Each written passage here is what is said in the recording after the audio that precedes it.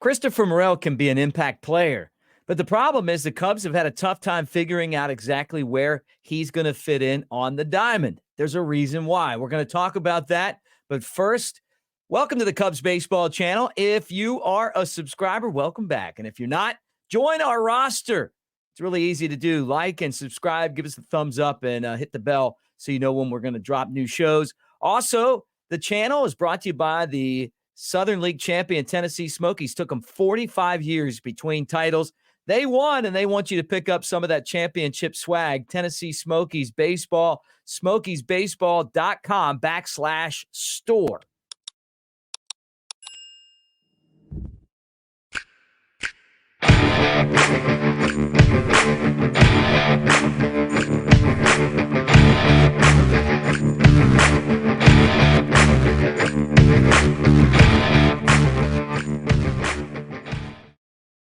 Hey guys, I'm Mick Gillespie. Welcome to the Cubs Baseball channel. And today we're going to talk about Christopher Morel as we look at the Cubs moving forward and exactly how this team is going to really be put together for next year as they try to compete and win and really build off of this season. And one of those guys that you would figure would be there is Christopher Morel. But what's the future for Morel on the diamond, and why did he start the year in the minor leagues, and why can't he stick at a position in the field? I thought this was an interesting comment by Jed Hoyer, who said he's never really been able to play every single day at one spot. He's such a good athlete. He's got a great arm. He's got great hands. I think it's up to both him and also us to help him improve as a defender and get to one place. So you talk about that, okay? And I think most of you guys realize that down the stretch, we didn't see a lot of Christopher Morel, even though the Cubs look winded. And he put up some production this year. He started in the minor leagues, and all he did was just destroy their pitching, force the Cubs to bring him back to the major leagues. And when he got up there, he hit for power. He ended up tying Cody Bellinger for the team lead in home runs, and that was after being gone at the beginning of the season. And I was a little surprised by that on one hand, but I was also not surprised on another hand. And I'm going to tell you why. But here's his numbers. 247 batting average. He had 26 home runs, 70 runs batted in. That's in 101 starts in 107 games, right? One of the biggest problems that he has offensively is that he strikes out 31% of the time that he comes up.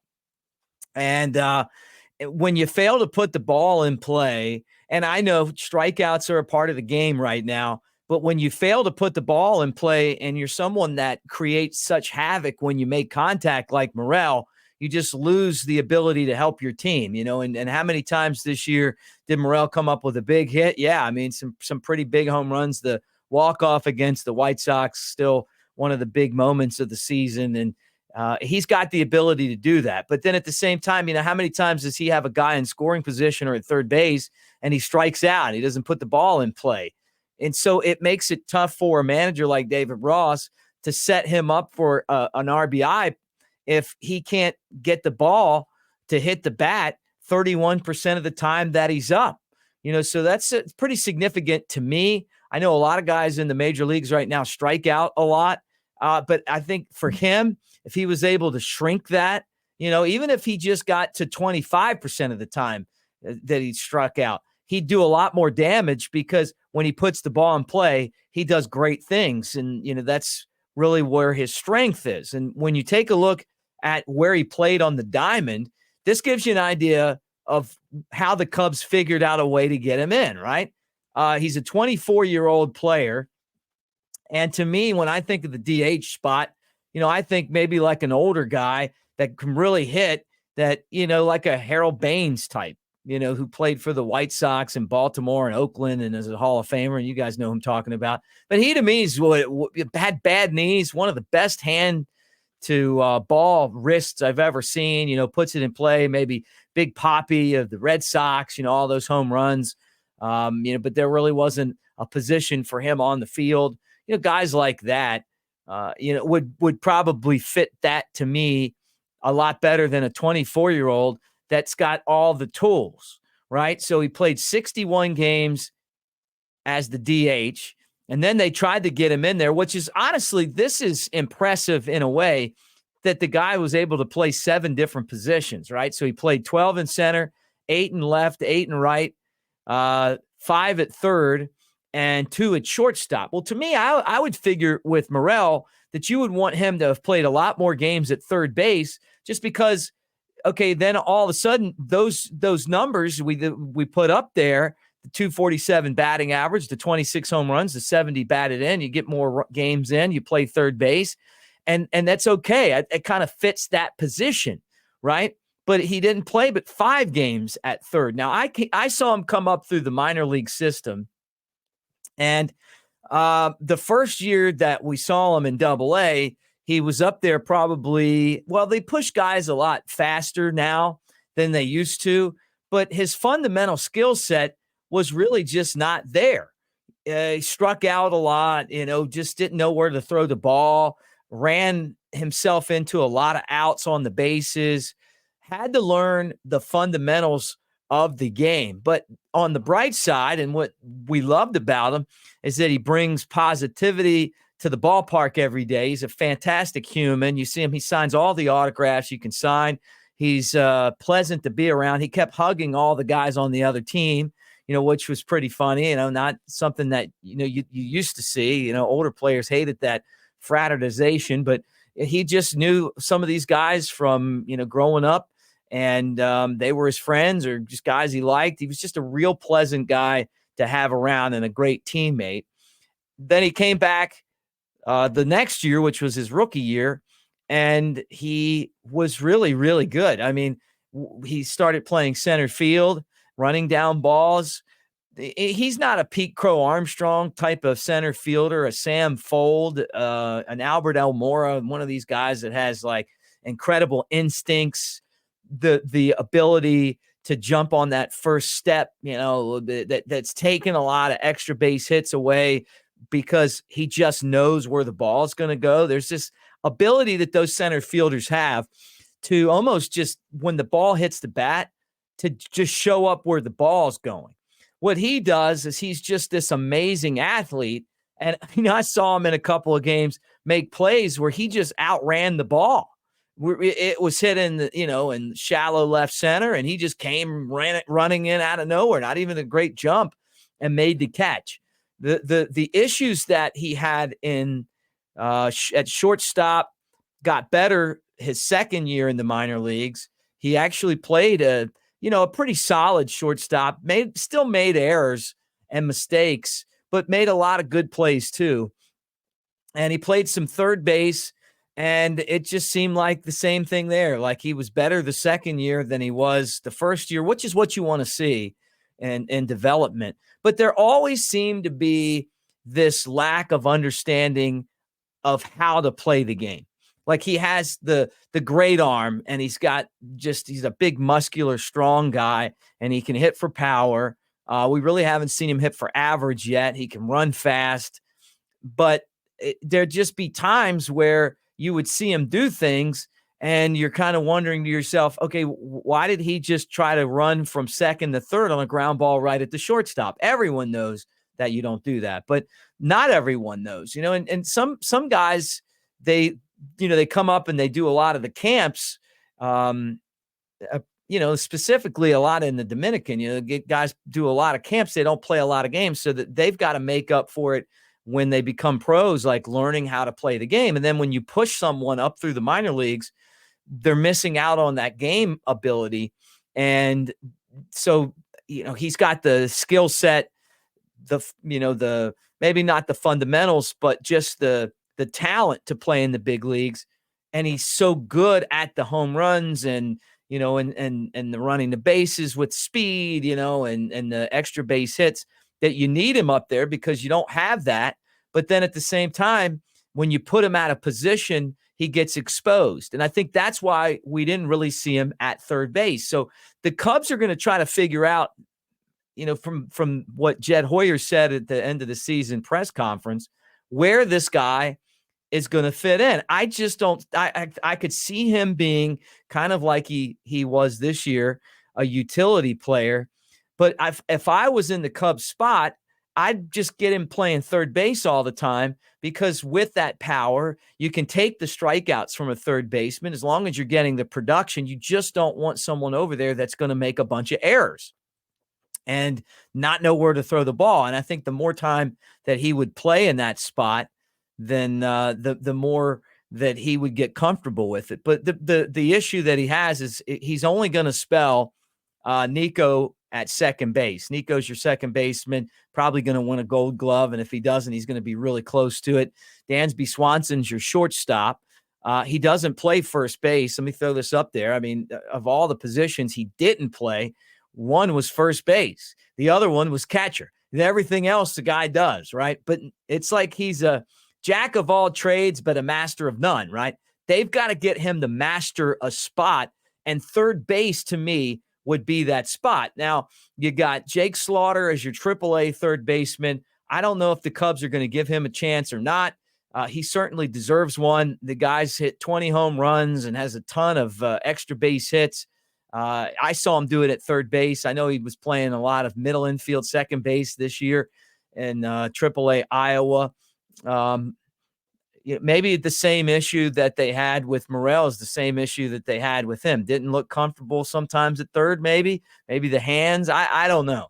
But that's a position where if I'm the Cubs, I'm trying to get this guy to play that spot, because it was just a revolving door over there, right?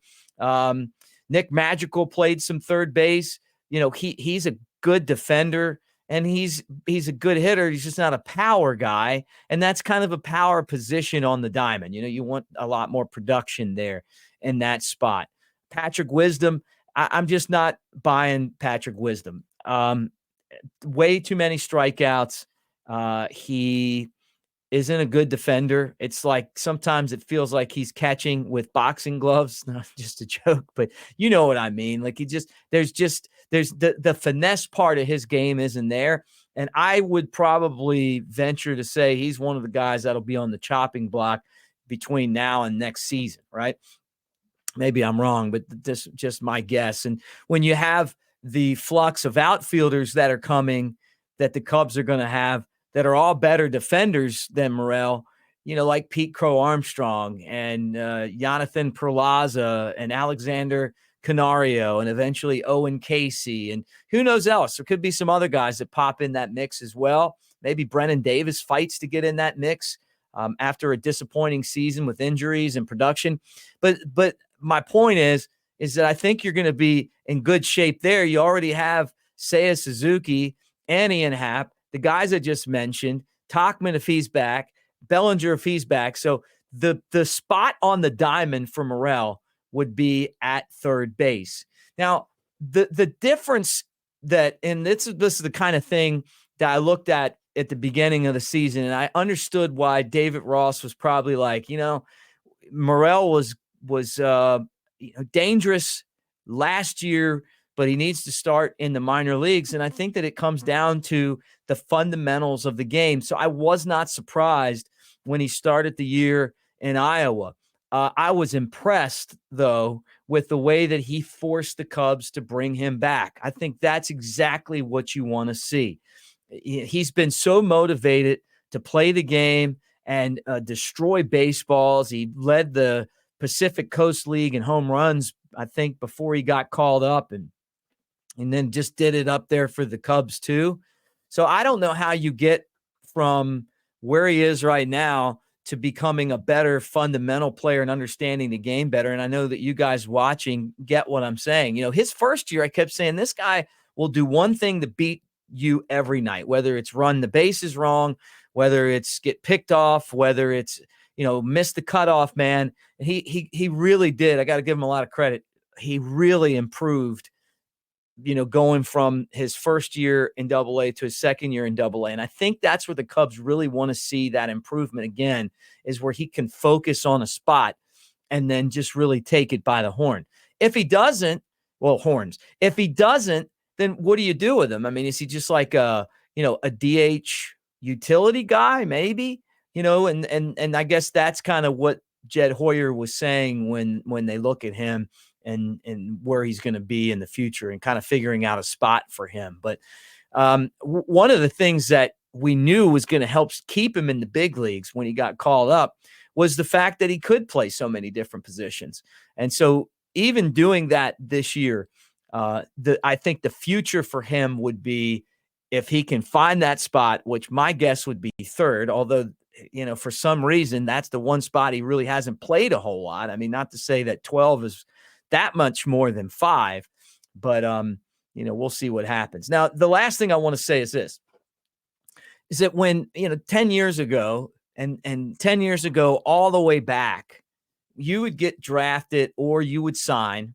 He was an international free agent, and you would go to, for him, it'd probably be the Dominican Cubs, and then you'd graduate to the rookie league teams, and then, that would take you to eventually like full season baseball, and then that would go from low A to high A to double A to triple A. And along the line, you would play a lot of games to learn and not to develop more than just hitting for home runs and power, but you would develop the ability to understand the game enough where you would go to the big leagues. And one of the biggest things that you would want from these guys is just to be able to play a position and not make mistakes. And what we've done is, Major League Baseball eliminated minor league teams. Guys get drafted like Matt Shaw out of college now, and then, straight to the, up the ladder to double A, which he honestly hung in there and was fine. But for some players, the pushing that goes on now really keeps them from learning how to do things. And give you a great example is Kyle Schwarber. When he got drafted, the Cubs had this vision that he would be a catcher, but they never had the patience to teach him how to catch. And, scouts kept saying, hey, it's going to take this guy, probably 300 to 500 games behind the plate to be ready to catch at the major league level. And, the Cubs brought him up. He was, trying to catch. They were doing it like every other day, him and Wilson Contreras in the minor leagues. They were on the same team. And then he goes to the big leagues, and he's one of the top 10 left-handed hitters in baseball. And what are you going to do? Like, not you're going to send him back. Joe Madden wanted him on the team. And so, so that was the end of him catching, right? And he plays left field. He's all right at left field. He's more of a DH, and I think that's a good spot for him, but he's still playing, and I'm pulling for the Phillies because he's on there to win the World Series this year. Not that I really care, but, he's one of our guys, right? Him and Nick Castellanos. So that's the way that the game is now. And it's not just the Cubs. I mean, it's throughout baseball where teams just aren't very patient in developing. They're just getting these guys, throwing them in there, and then, hoping that they figure it out. So for Morel's future, what I think this whole video comes down to is for him to be a guy who sticks long-term with this franchise and this team.